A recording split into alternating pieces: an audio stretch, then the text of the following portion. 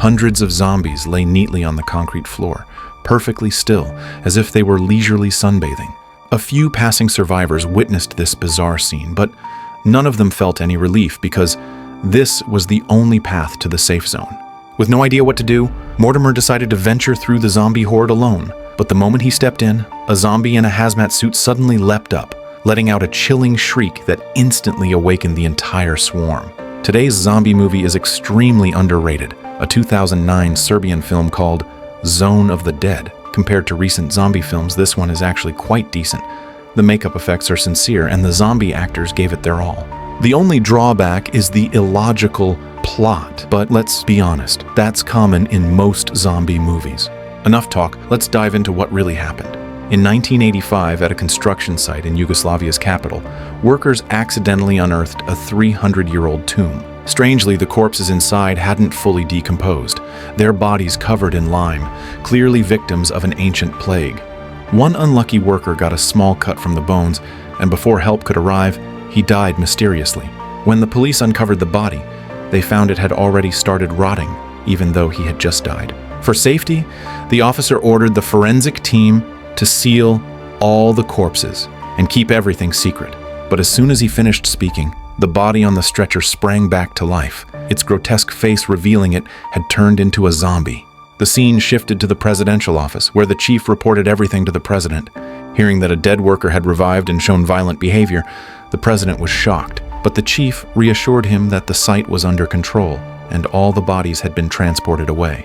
Further research revealed that the virus could reanimate dead cells, turning the infected into bloodthirsty, aggressive monsters.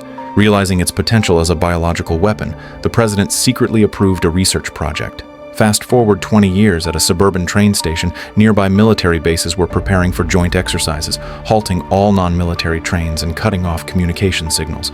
An old professor, unaware of the situation, was stranded at the station. 3 soldiers from the military base wandered over, looking for some fun before the exercise began. The station guard warned them not to cross the tracks, but they ignored him, asking if there was anything fun around. Suddenly, a military train arrived, and a hazmat-suited escort stepped out. Seeing it was from the biohazard division, the guard urged the soldiers to leave for safety. But they mocked him, and one even snatched his pistol. In the scuffle to retrieve his weapon, a shot accidentally hit the escort. A second stray bullet struck the biohazard train, releasing a massive cloud of green gas. The toxic cloud engulfed the wounded escort and the station manager in an instant. Realizing the danger, the guard rushed inside, grabbed a gas mask from his drawer, and tossed it to the professor, telling him to put it on. But the next moment, the guard himself collapsed, vomiting black blood violently. Terrified, the professor ran outside, shouting for help, but the gas was so thick it was impossible to see. When the toxic fog finally cleared, the professor returned to the station, trying to call for help, only to find the phones dead. But when he turned around, the professor noticed that the security guard on the ground had disappeared. Following a trail of blood, he discovered the guard crawling out from under a desk. Thinking the guard was still alive, the professor approached, unaware he had already turned into a zombie. As the professor got closer, the zombie lunged at him, forcing the professor to flee in terror. But the danger outside was even greater. The soldiers had also mutated, and the gas continued to spread. Not far from the station, a church wasn't spared either. Ex-convict Armageddon passed by, only to be stopped by a pale-faced nun who said she had been bitten. Before he could respond, a man lurking nearby revealed himself, a clear zombie. As Armageddon was about to ask if it was this man who attacked her, the nun suddenly transformed, lunging at him. Without hesitation, Armageddon snapped her neck, then quickly took down the approaching zombie as well. Just as he was about to leave, the panicked professor appeared, shouting for him to run because of the madmen behind. But Armageddon calmly started lecturing him about life. Seeing this guy wasn't right in the head, the professor had no choice but to keep running. Meanwhile, as 3 more zombies approached, Armageddon casually pulled out 2 pistols from his bag and dispatched them effortlessly. At the same time, a group of college students was driving along the highway when their car suddenly broke down. A sharp-eyed girl noticed figures ahead, and as they got closer, they were horrified by what they saw. Right then, the professor ran up, leaning against their hood, begging for help. But their car was also dead. With zombies closing in, they had no choice but to abandon the vehicle and flee. On the other side of the road, 2 agents and several police officers were escorting a high-profile prisoner through this dangerous zone. They were still chatting casually, completely unaware that danger was waiting just ahead. Suddenly, with a loud crash, the car hit something and agents Mortimer and Dragon quickly got out to check, only to find a man lying motionless on the road. They thought they had caused a serious accident, not knowing that it was actually a zombie. Just as they were about to call the local police to handle the situation, they suddenly saw a boy screaming as he ran out of a nearby building, as if fleeing from something terrifying. Realizing something was wrong, they cautiously drew their weapons and moved forward to investigate. When they entered the building, they found the place in total chaos, with bloodstains splattered all over the floor. Suddenly, a noise came from the restroom, making Mortimer and Dragon tense up, their eyes locked on the door. In the next moment, a zombie slowly walked out, its torn stomach still hanging with a few strands of intestines. Agent Mina, who followed behind, was so disgusted by the gruesome sight that she immediately vomited on the spot. Seeing another zombie appear from the side, they didn't dare to look back and immediately fled. But as they stepped outside, they realized the prisoner transport vehicle seemed to be in trouble, sending a wave of dread through their hearts. Sure enough, as they cautiously approached, they discovered that 2 agents and the driver had all turned into zombies. Mortimer and Dragon opened fire simultaneously, decisively killing the mutated agents. Fortunately, the prisoner was unharmed, safely locked inside the secure compartment. They planned to transfer the prisoner to another vehicle and leave immediately, but were horrified to find that the gunfire had attracted a large horde of zombies. What on earth had happened here? Seeing the danger, Dragon quickly ordered the officer to start the car, but just as the officer was about to get in, a zombie charged straight at him. The zombie bit down ferociously, and as the officer fought back, he accidentally shot out the car's tire. Now it was over. Their only means of transportation was destroyed, forcing them to proceed on foot to the town's police station for help. But on the way, a zombie suddenly lunged at Dragon while Mina was knocked to the ground by a female zombie, her handgun falling from her hand. With more and more zombies closing in, Mortimer had no time to help anyone else. Luckily, the prisoner acted swiftly, picking up Mina's dropped gun and shooting the zombie, saving her life. But Dragon wasn't so lucky. The zombie bit his arm and then fled the scene. After being saved, Mina didn't thank the prisoner. Instead, she immediately warned him to hand over the gun. In her eyes, a prisoner was still a prisoner, someone even more dangerous than a zombie. But the prisoner was only worried about the bitten dragon, because he had personally witnessed 2 agents mutate after being bitten by zombies. However, with the zombies swarming in, Mortimer couldn't worry about that now. He threatened the prisoner to hand over the weapon, and the group had no choice but to keep running. With a massive horde of zombies chasing them, they finally reached the town's police station and quickly shut the glass doors, blocking the zombies outside. But to everyone's shock, the police station had already fallen. Zombies were everywhere, even among the officers. Worse still, under the zombies' relentless assault, the glass door shattered in no time, and the zombie swarm flooded inside. They could only retreat into an inner office, using a rolling shutter door to block the horde, but this also meant they were now trapped. Mortimer tried to call for help, only to find the phones completely dead. With no power in the station, they couldn't even send a distress signal through the computer. Their only option was to check the server room to see if the circuits had been cut. After briefly tending to Dragon's wound, Mortimer immediately set off with him toward the server room, leaving Mina to watch over the prisoner.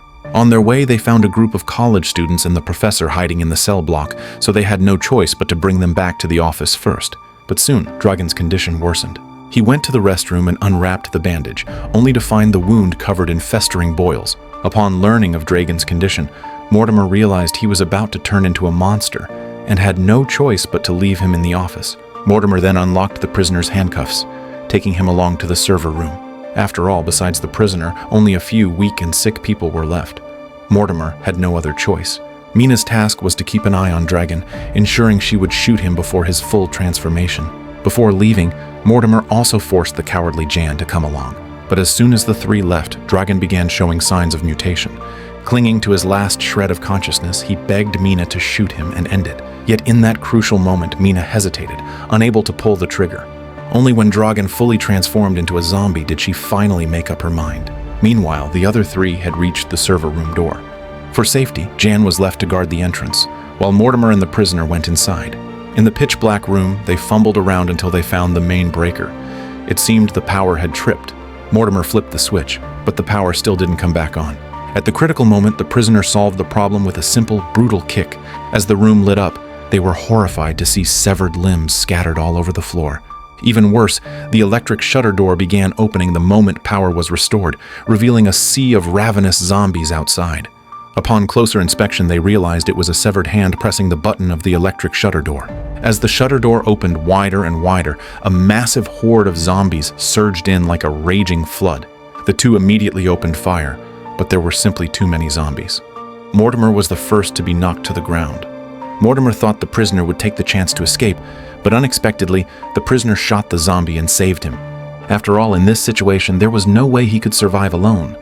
With Jan's cover, the two managed to close the server room door, escape from inside, and hurried to regroup with the others. But as they passed another office, they were horrified to find it swarming with zombies. Just at that moment, a zombie smashed through the reinforced glass, and all the zombies inside rushed out. Fortunately, the safe office was just next door. The three rushed in and barricaded the door with tables. Seeing that Dragon had already been shot, Mortimer felt a deep sense of sorrow. Mina was still frozen in place, unable to recover from the shock. What frustrated them most was that after all their efforts to restore power, the computers were completely useless. The group was now in total despair, with only the television left for distraction.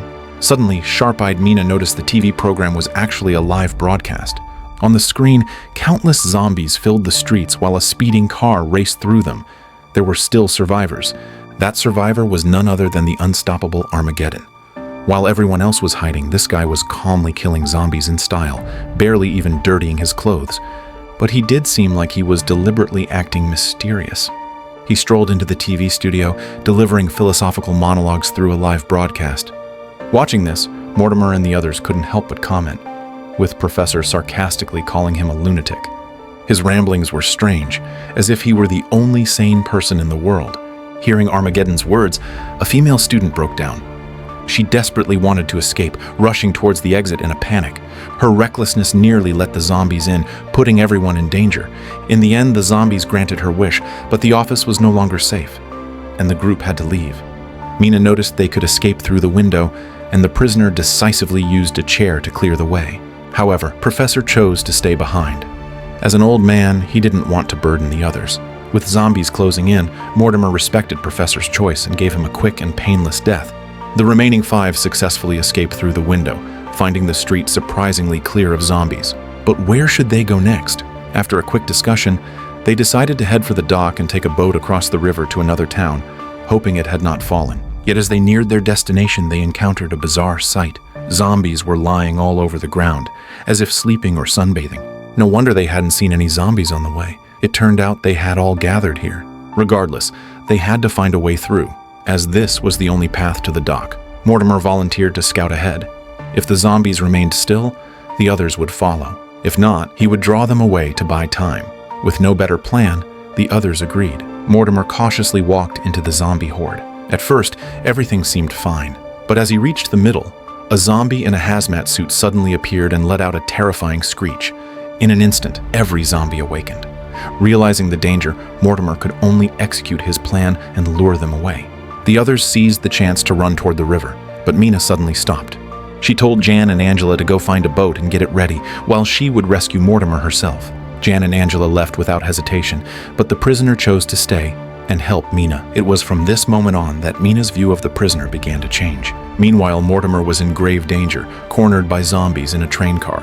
On the other side, Jan and Angela found a usable boat at the dock. Jan told Angela to untie the ropes while he started the engine, but Jan had no intention of waiting. He heartlessly left Angela behind, sailing away alone. To make matters worse, 2 zombies spotted Angela. At the critical moment, a military vehicle arrived. Armageddon had come. He raised his pistols and took down the 2 zombies in an instant.